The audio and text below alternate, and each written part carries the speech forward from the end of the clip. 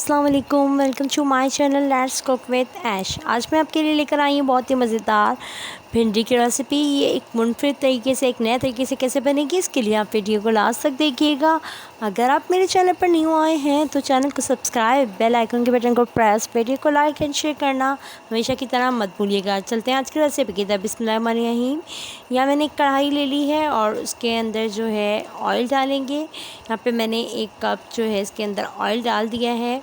Oil डालने के साथ ही अब हम इसके अंदर जो है लहसुन, हाफ़ टेबल स्पून पिसा हुआ लहसुन ऐड करेंगे। और उसके साथ अब यहाँ पर हम और क्या इंग्रेडिएंट ऐड कर रहे हैं, हाफ़ टेबल स्पून हमने अदरक का पेस्ट लिया है वो इसमें ऐड कर दिया है। उसके साथ ही ग्रीन चिल्ली का पेस्ट लिया है मैंने, हाफ़ टेबल स्पून, वो इसमें ऐड कर दिया है। ऐड करने के साथ ऑयल में इसको अच्छी तरीके से 2 से 3 सेकंड के लिए अच्छी तरीके से पकाना है इसको, ताकि जैसे ही कलर चेंज होगा और फिर हम आगे के क्या करना है वो मैं आपको साथ साथ बताऊंगी। यहाँ हम इसको अच्छी तरीके से हिला रहे हैं। यहाँ पे हमने नमक लिया है हाफ़ टेबल स्पून, हल्दी लिए है मैंने हाफ़ टी स्पून, और धनिया पाउडर लिया है मैंने 2 टेबल स्पून, और पिसी हुई लाल मिर्च ली है 1 टेबल स्पून। और ये मैं सब मसाले इसके अंदर ऐड कर रही हूँ। ऐड करने के साथ अब इसको अच्छी तरीके से मिक्स आउट करेंगे और इसको अच्छी तरीके से पकने देंगे ताकि मसालों में से जो है कच्चापन ख़त्म हो जाए। और यहाँ देखें मैं आपके सामने ही इसको हिलाती जा रही हूँ। अब इस स्टेज पर आके हम इसमें भिंडी ऐड करेंगे। ये मैंने भिंडी को काट लिया है और यहाँ मैंने भिंडी इसमें ऐड कर दी है। ऐड कर दिया भिंडी को ऐड करने के बाद हम इसको अब इस में फ्राई करेंगे।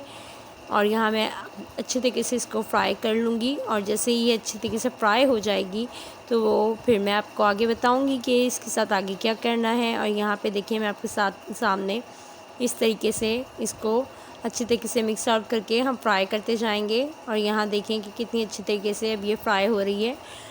ये एक अलग तरीके से बनाई गई है और आप भी इस तरीके से ज़रूर ट्राई कीजिएगा। इसका टेस्ट बिल्कुल ही अलग आता है और बहुत ही ज़बरदस्त आता है। और ये देखें कि इस तरीके से अब ये हो चुकी हैं, तो अब मैं इसे इस साइड पे निकालती जाऊंगी।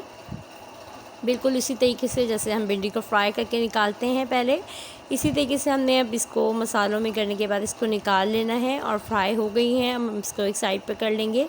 और तमाम भिंडी को आप इसी तरीके से फ्राई करेंगे इसमें और इस तरीके से निकाल लेंगे। और जैसे ही ये कंप्लीट हो जाएगी ये निकाल लेंगे और उसके बाद फिर मैं आगे बताऊंगी कि क्या करना है आपको।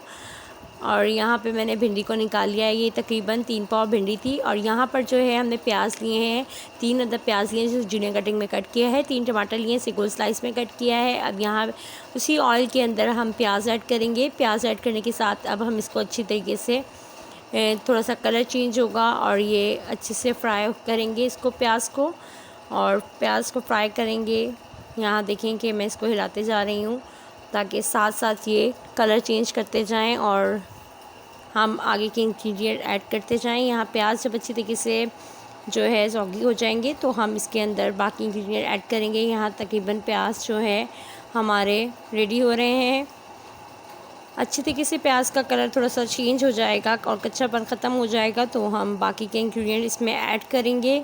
यहाँ अब प्याज जो है, प्याज को साथ साथ हिलाते जाएंगे ताकि इक्वली हर तरह से इवनली जो है कलर आए इसमें।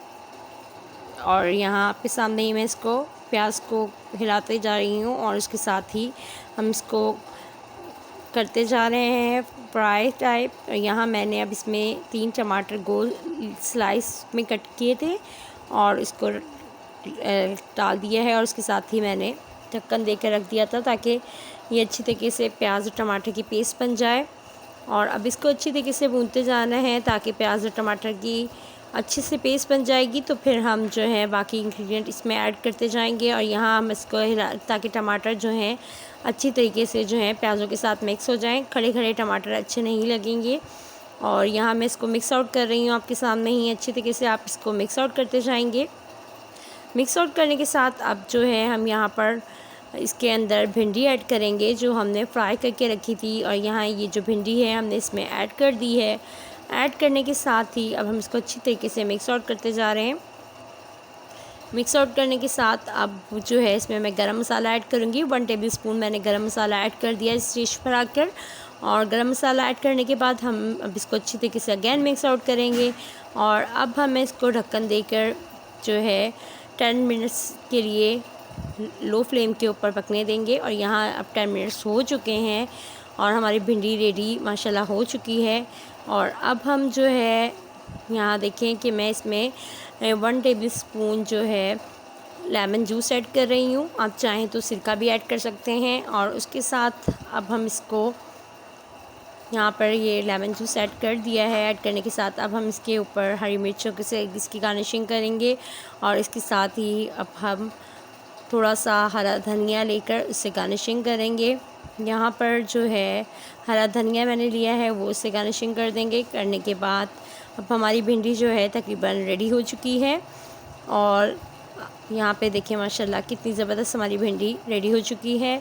और अब हम इसको जो है निकालेंगे और सर्व आउट करेंगे। अब मैं यहाँ पे से निकाल लूँगी प्लेट के अंदर।